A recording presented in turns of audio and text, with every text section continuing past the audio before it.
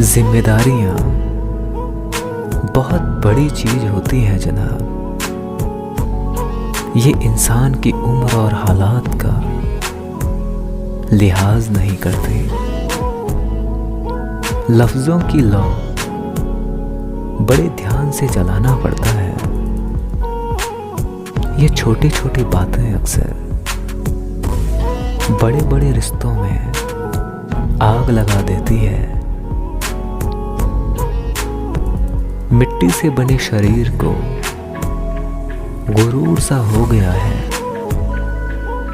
कि कपड़ों पर लगी मिट्टी उसका रुतबा कम करती है।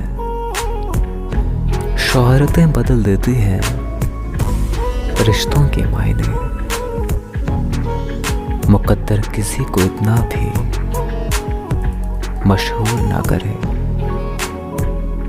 मुकम्मल हुआ हो इश्क जिनका, उनकी हथेली देखनी है कि कैसी होती है वो लकीर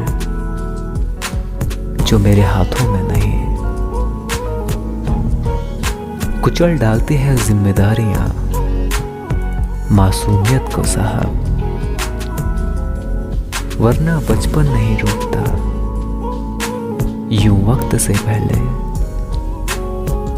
माना कि मुमकिन नहीं तेरा अब फिर से वापस आ जाना, पर सुना है कि इस दुनिया में चमत्कार बहुत होते हैं।